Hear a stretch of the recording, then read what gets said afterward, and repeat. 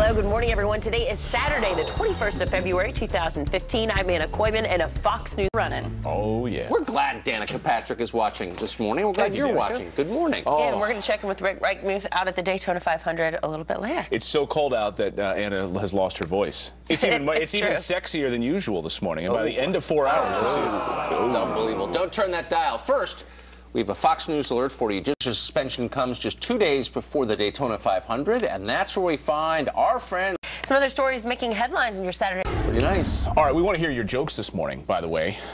Because it's so stinking cold outside. How cold is it? How cold is it? We want to know your thoughts. You can send us, using the hashtag, how cold is it? You can send them on, you can take a picture, you can put them up on Instagram, you can put them up on Twitter, and use that hashtag. Steve Ducey had some real doozies yesterday. My favorite, I think, was, "It's so cold, Richard Simmons, put some pants on."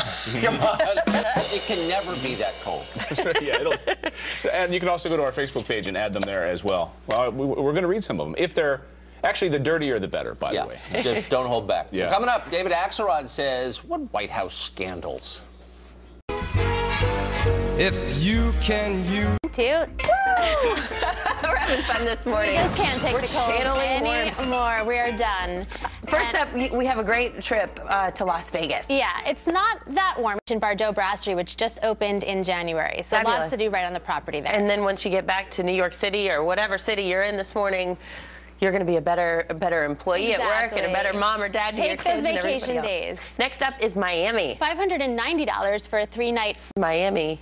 In the high 70s, low 80s. Okay. So we're getting there. That's actually pretty perfect. Yeah, that's perfect. Right? Yeah, yep. that's shorts weather, but not like sweating. And that like ocean a dog breeze is nothing like it. And then next up, we have a Mexican cruise. Right. So Princess. While you're on vacation. Exactly. Cultural immersion. And next up, we're going to go to the Caribbean. Sure. This is a 670. Exactly. Courtney Scott, thanks so much for being our friend on Fox and Friends. And we want to say thank you to our friends at the palm trees at Island Wide Palm Trees. Love it.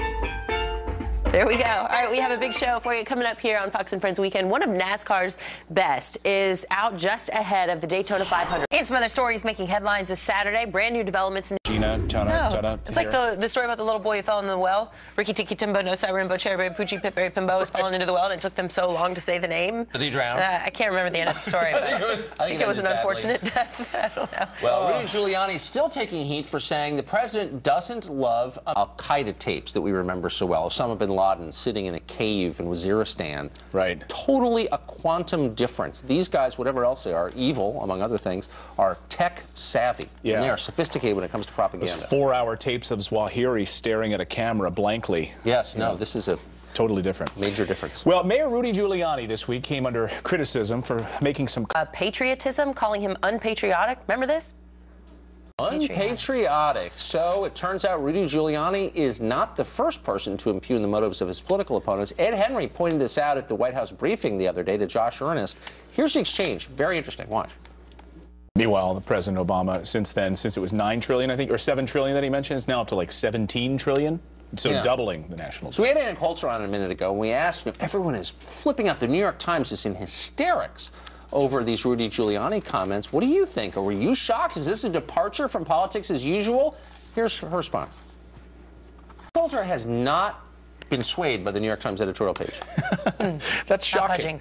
Jeff on Facebook wrote us. He was on Fox and Friends earlier this week, reiterating his point. He said he wanted to repeat it. All right, some other stories making headlines. Text message. So much gets lost in translation. That's for sure. Well, breaking news overnight. One of NASCAR's. First, let's check in with Neil Cavuto for a look at what's coming up on the Cost of Freedom business block.